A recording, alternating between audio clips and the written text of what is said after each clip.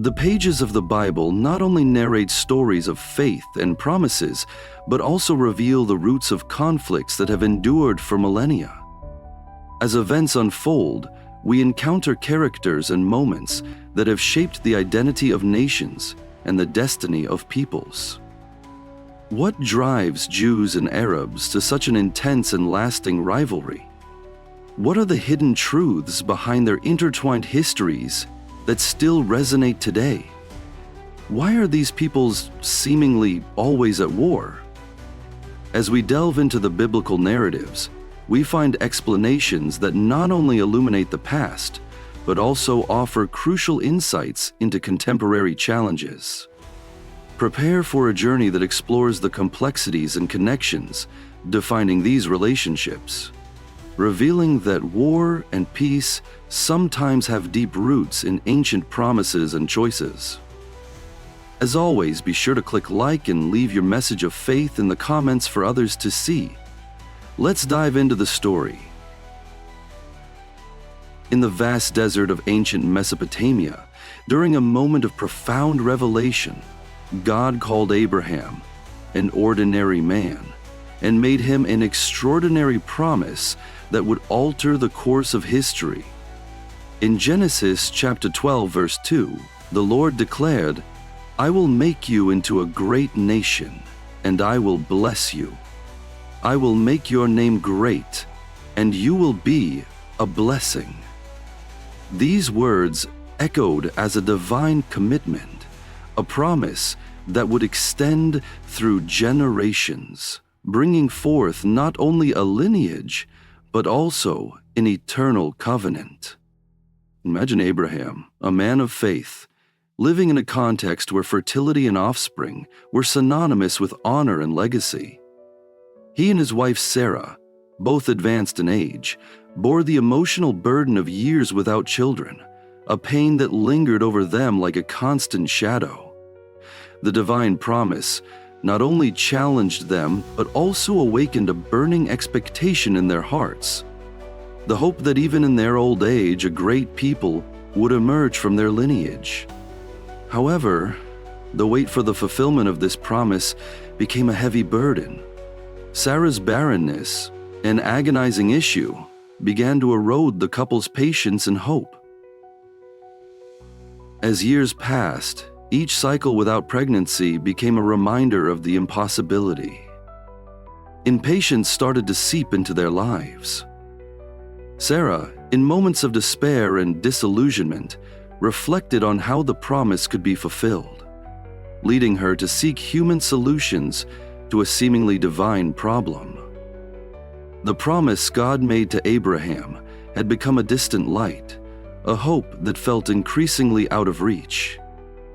Amid this anguish, Sarah began considering alternatives, reflecting on the cultural norms of her time, which allowed a woman to offer her servant as a concubine to her husband in hopes of securing a lineage.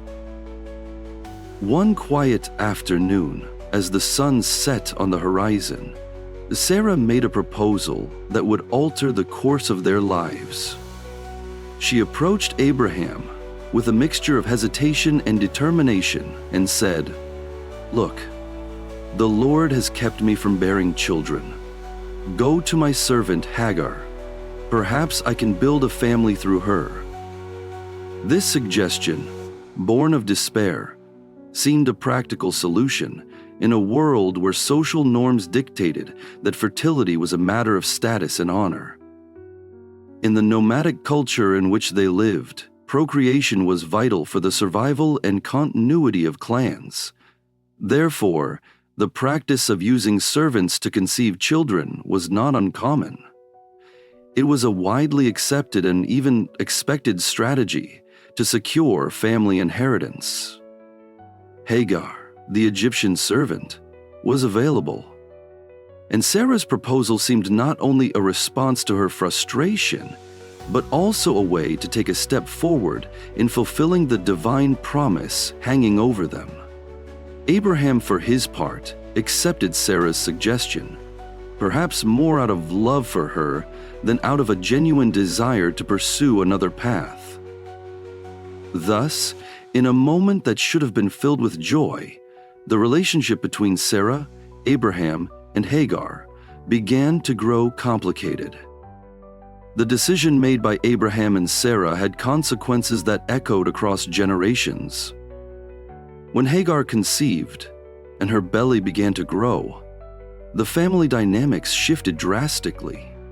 Sarah, who had initially believed this would be a solution to her pain, now felt troubled by the new reality. Hagar, who had once been just a servant, had become a constant reminder of Sarah's inability to bear children. The relationship between the two women quickly deteriorated. The now pregnant servant looked at Sarah with a mix of disdain and superiority, while Sarah became consumed by jealousy and insecurity.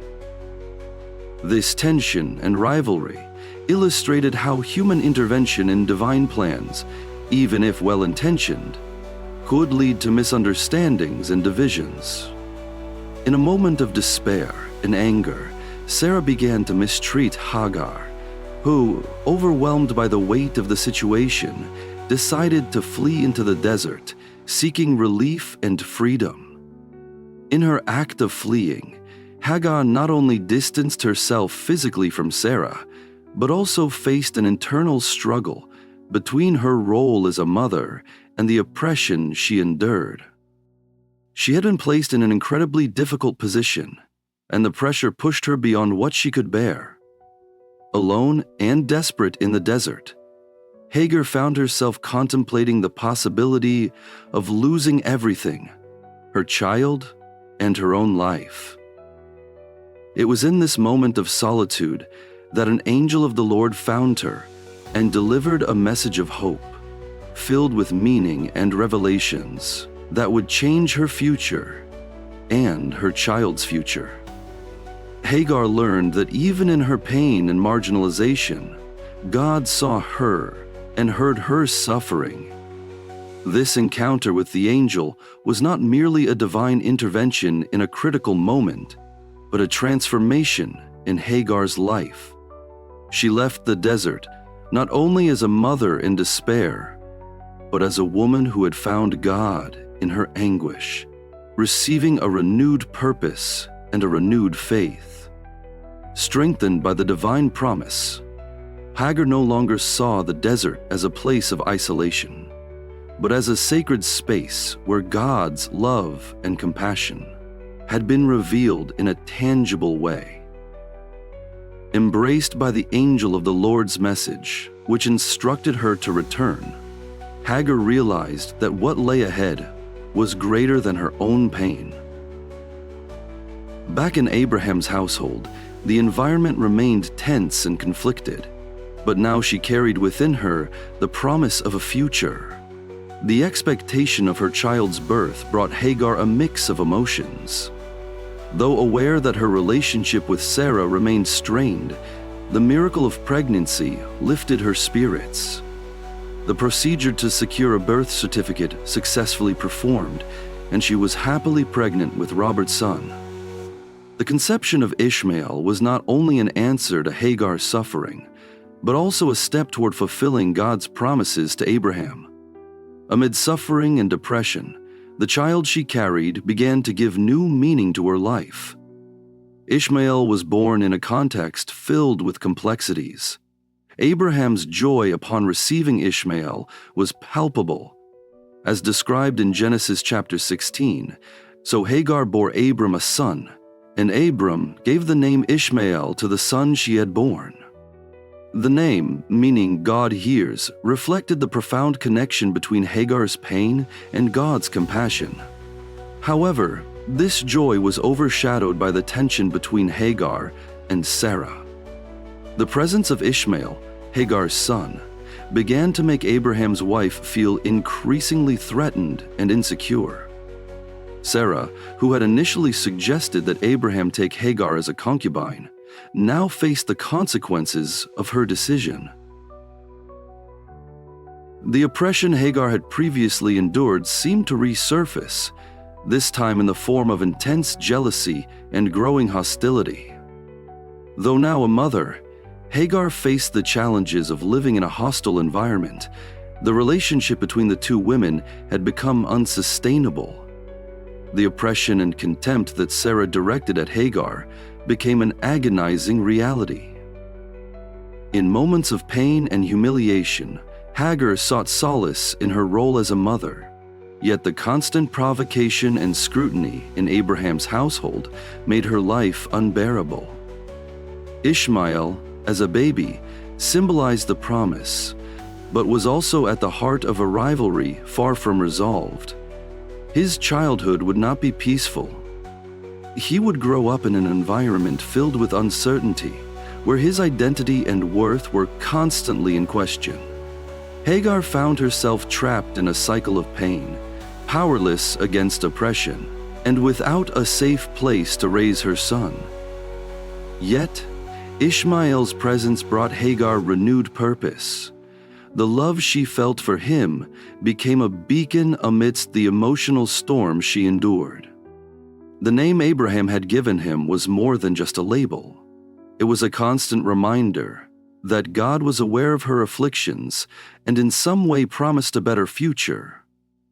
Despite these adversities, God continued to fulfill his promises, offering comfort and hope. In Genesis chapter 17, when Abraham was already an old man, God chose to renew his promises to him, including those related to Ishmael. Upon revealing that Sarah would give birth to Isaac, the child of the covenant, God also reaffirmed his commitment to Ishmael. He declared, "As for Ishmael, I have heard you. I will bless him and make him fruitful, and will greatly increase his numbers. He will be the father of 12 rulers, and I will make him into a great nation." Amen. This promise not only gave Ishmael a meaningful identity, but also set a bright future, even in the shadow of the secondary position he held in relation to Isaac. The renewal of the promise to Ishmael was a testament to God's love and mercy. Though he was not the primary child of the covenant, Ishmael remained important to God. The statement that he would become the father of 12 rulers and a great nation echoed the blessing once promised to Abraham. This inclusion of Ishmael in the divine narrative demonstrates that even in the most challenging and unexpected circumstances, God's kindness extends to all his children, regardless of their origins or status. When comparing the promise to Ishmael with that of Isaac, an interesting contrast emerges in the nature of the blessings. Isaac was to be the child of the covenant, through whom God's promises to Abraham would be fulfilled more directly and specifically. He would carry the lineage through which the nation of Israel would be formed. In contrast, Ishmael was called to be the father of a nation equally significant, but was not the primary heir to the covenant. This highlights a fundamental reality about divine promises. God can work across different realms and in various ways, and his promises can be fulfilled in diverse contexts. These promises, both to Isaac and to Ishmael, remind us that even amidst difficulties and uncertainties, God has a plan that may go beyond what we imagine. The lives of Ishmael and Isaac would become reflections of God's faithfulness and his ability to work in situations that often seem impossible, while Isaac would become the bearer of God's promises to the nation of Israel. Ishmael would receive a great blessing, ensuring his own importance in history. The birth of Isaac is one of the most significant moments in the biblical narrative, filled with emotion and joy, expectation, and the fulfillment of God's promises. After years of waiting and longing, Abraham and Sarah's story would finally culminate in the arrival of this promised child. Sarah, who had struggled with barrenness for decades, finally received the transformative news. In her old age, she would bear a son.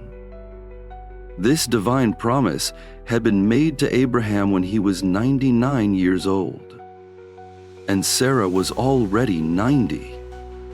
Sarah's disbelief was immediate, reflecting not only the skepticism of someone who had faced many disappointments, but also the surprise of learning that the impossible could happen. She laughed inwardly, questioning, "After I am worn out and my Lord is old, will I now have this pleasure?" Genesis chapter 18. However, the story does not end with doubts and laughter of disbelief. The culminating moment arrived when, after months of waiting, Sarah finally gave birth to Isaac. His birth was an event, a moment of indescribable joy that resonated throughout the tents of Abraham and Sarah. When the baby was born, what followed was an explosion of emotion, the fulfillment of a great truth. James chapter 1, verse 39. Sarah finally gave birth to Abraham and Sarah. When the baby was born, what followed was an explosion of emotions, the fulfillment of a dream, the creation of an ultimate being. Birth into celebration that evolved into escalating joy. Sarah could not contain the joy overflowing in her heart. She exclaimed, "God has brought me laughter, and everyone who hears about this will laugh with me." Genesis chapter 21, verse 6. Sarah's laughter was now different. It was pure happiness, relief, and gratitude. The smile that once expressed skepticism had transformed into a symbol of joy and celebration. Isaac's arrival was not just the fulfillment of a promise, but proof that God is faithful to His word, even when circumstances seem impossible. The name Isaac, which means laughter, symbolizes not only what happened with Sarah, but also the transformation that faith can bring. The laughter that once reflected doubt now becomes the symbol of joy and hope. Naming her son in this way was a declaration that she not only recognized God's goodness, but also allowed herself to experience the depth of joy that faith can provide. Isaac's birth not only reaffirmed God's covenant with Abraham, but also marked a new era in salvation history. Through Isaac, God's promises would continue to unfold, forming the foundation of the nation of Israel and ultimately the story of redemption. As time went on, the family dynamics around Abraham grew increasingly complicated. Ishmael, now a young man, lived under the shadow of rivalry and the tensions surrounding his life and that of his half-brother Isaac, the child of the promise. Both were Abraham's sons, but the circumstances of their births and the promises associated with each created a deep rift between them and their mothers. In Genesis chapter 21, verses 9 and 10, the situation culminates in a moment of intense conflict. Sarah saw that the son whom Hagar the Egyptian had borne to Abraham was mocking her son Isaac, and she said to Abraham, "Get rid of that slave woman and her son, for that woman's son will never share in the inheritance with my son Isaac." Sarah's demand, though painful, revealed the complexity of family relationships and the emotional pressures the situation generated. The rivalry between the sons was not just a personality clash. It was a reflection of social expectations, divine promises, and human frailties. Hagar, who had endured humiliation and contempt, now faced the prospect of losing everything once again. Ishmael, meanwhile, bore the weight of being labeled the son of the servant and the implications this had on his identity. Although Abraham loved Ishmael, Sarah's desire for security and exclusivity in Isaac's inheritance placed him in a difficult position. The father was now torn between loyalty to his wife and love for his firstborn. With a heavy heart, Abraham decided to heed Sarah's request. He prepared a little bread and water for Hagar and her son and sent them away into the desert. The scene was painful. The anguish of separation and uncertainty about what lay ahead weighed on Abraham. Hagar, once again alone, was forced to confront the harsh realities of desert life, carrying with her Ishmael, now a boy aware of the complexities surrounding his existence. Hagar and Ishmael's departure was not just a matter of physical displacement, it was an act with lasting repercussions. Lost in the desert, they faced intense hardships. The scarcity of water and the constant threat of death became part of their new reality. Yet it was in this desolate setting that God intervened once more. After being cast out from Abraham's household, they found themselves in a place without shelter, far from the security and protection they once knew. The bread and water they had carried were limited, and the brutal reality of the desert began to manifest itself in alarming ways. Hagar, with a heavy heart, looked at her son, now a sensitive boy, who understood the gravity of their situation. Ishmael, once surrounded by love and care, now felt the weight of abandonment. The lack of water became an increasingly real threat, and Hagar knew that without a miracle, their survival was uncertain. Days dragged on, and the hope she carried began to fade, replaced by the pain and fear that her son might not make it. In a moment of despair, Hagar decided she could not bear to watch Ishmael suffer. With tears in her eyes, she placed him under the shade of a bush and walked away, unable to witness the impending tragedy. It was an act of both desperation and love. She knew there was nothing more she could do. In the depths of her soul, she cried out to God, even though she felt a profound distance from her Lord. In this moment of desolation, God, who never abandons his children, intervened. In Genesis chapter 21, verse 17, the Bible tells us, God heard the boy crying, and the angel of God called to Hagar from heaven and said to her, "What is troubling you, Hagar? Do not be afraid. God has heard the boy crying as he lies there." The angel's call was not just a distant echo, but a manifestation of God's care, knowing Hagar's suffering and Ishmael's pain. What followed was a transformative moment. The angel not only brought words of encouragement, but also a promise of provision. He instructed her to lift Ishmael and not be afraid. "Lift the boy up and take him by the hand, for I will make him into a great nation." The words of the message were not empty promises. They were a reaffirmation of the life and future God still had in store for them. Hagar then lifted her eyes, and God, in his infinite mercy, revealed a nearby spring of water. The water, representing life and renewal, sprang forth as a testament to divine care, showing that even in the darkest circumstances, God never forgets his children. This miracle was not just an act of mercy. It was a clear demonstration of divine providence accompanying those in desperate situations. The fresh, pure water allowed Hagar and Ishmael to regain their strength and renew the hope that had seemed exhausted. Hagar not only found water, but also the confirmation that God hears and answers the prayers of his children. As Ishmael drank, Hagar felt a wave of gratitude wash over her heart. She recognized that God had been with them all along, even in their moments of anguish and despair.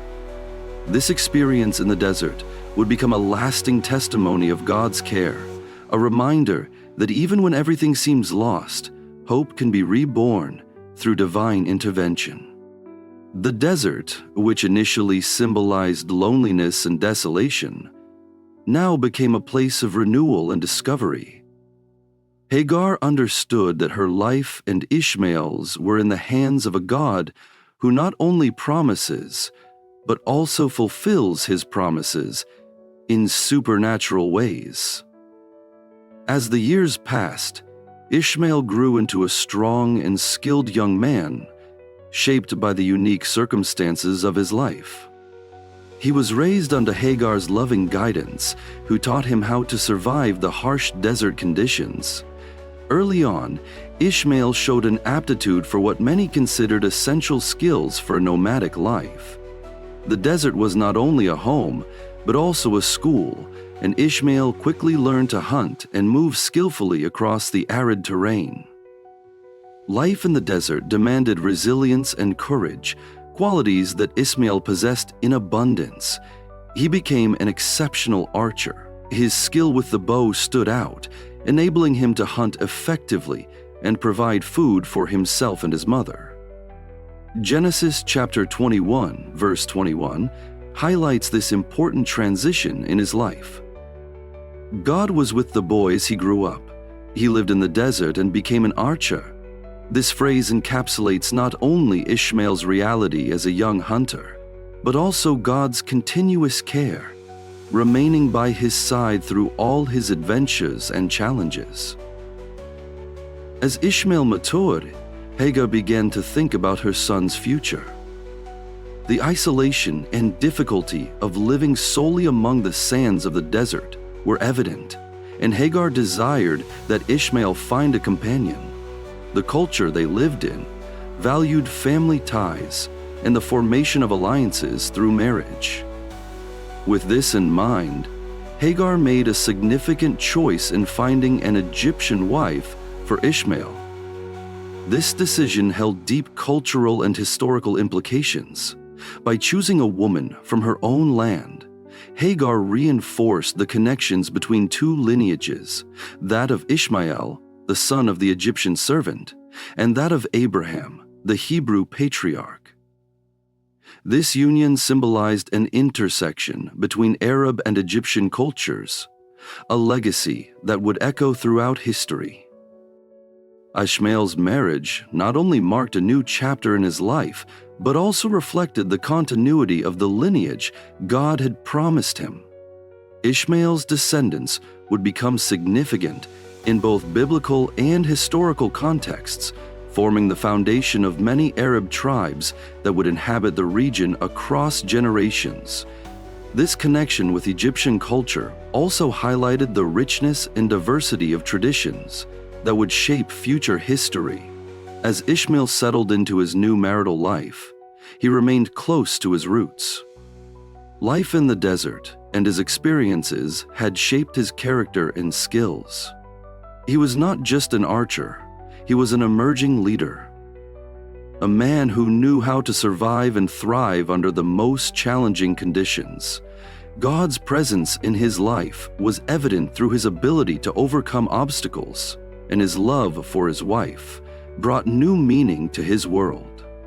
Ishmael became a symbol of strength and resilience, an embodiment of God's promises that echoed through his lineage. He was not only Abraham's son, he was a bridge between cultures, a man carrying a legacy of faith and survival. Through his accomplishments and challenges, Ishmael continued to shape his own story and that of his people, reaffirming that divine providence often manifests in ways that surpass human understanding. As time passed and Ishmael established his own family in the desert, his lineage became a vital aspect of the history of the Arab tribes. Ishmael would become the patriarch of 12 tribes, each representing descendants that would spread across vast regions of the Middle East. These tribes, known as the Ishmaelites, played significant roles in various biblical and historical narratives, perpetuating the legacy of their ancestor and the divine promise made to Hagar and Ishmael. These 12 tribes, which developed from Ishmael's life and offspring, reflected the cultural diversity and richness of Arab heritage. Each tribe had its own name, traditions, and customs, and together they formed a complex network of relationships, connecting families over time. The story of Ishmael and his descendants is a powerful representation of how divine promises manifest across generations and of God's continual presence in the lives of his people. The connection between Ishmael and Isaac should not be underestimated. Although Isaac was the child of the covenant, the relationship between the two half-brothers is one of the most intriguing aspects of the biblical narrative. In Genesis chapter 25, verse 9, we find a moment of unity and reconciliation when both come together to bury their father, Abraham, in the cave of Machpelah.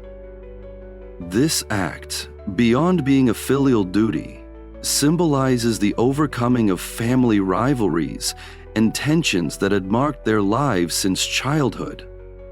Abram's burial is a moment laden with meaning, representing not only the farewell to a beloved father, but also the continuity of the legacy he had left behind. Ishmael and Isaac, though raised in different contexts, found common ground in this important event, acknowledging that despite their differences, they shared the same heritage. This moment of unity suggests that amidst disputes and rivalries, the bond of blood and family connection retains undeniable power, allowing them to come together for a greater purpose. The importance of family relationships is a recurring theme in the biblical narrative, from the promises made to Abraham to the stories of his children and grandchildren. Each generation is shaped by bonds of love, rivalry, conflict, and reconciliation. The story of Ishmael and Isaac illustrates that even when division seems irreparable, circumstances can lead to moments of reconciliation and unity, highlighting God's sovereignty in guiding these relationships. As Ishmael's descendants spread and established their tribes, interactions between Ishmaelites and Israelites also became a part of the historical lineage of God's people. Over the centuries, the relationships between these lineages influenced political and social events in the region, reflecting the complexity of the heritage both brothers represented. Ishmael's role in biblical history is significant, as he is frequently mentioned as the progenitor of various Arab tribes, creating a link between Judeo-Christian and Islamic traditions. Within Christianity and Judaism, Ishmael is seen as representing what could be considered Abraham's secondary line, while Isaac became the primary heir of God's promises. However, God did not overlook Ishmael. Instead, he made specific promises to him and his descendants, ensuring that Ishmael too would become the father of a great nation. The Ishmael's descendants, would have a lasting impact on the history and traditions of the region. Emerging as Arab tribes, they became influential in various cultures and civilization, playing essential roles in the narratives that shaped the Middle East. The Ishmaelite tribes are often associated with nomadism, strength, and resilience, and their traditions intertwine with others, creating a rich and diverse tapestry. Beyond their historical presence, Ishmaelites' legacy endures in traditions that persist today. Arabs consider themselves descendants of Ishmael, and their story remains a foundational part of the cultural and religious identity still celebrated in contemporary Arab communities.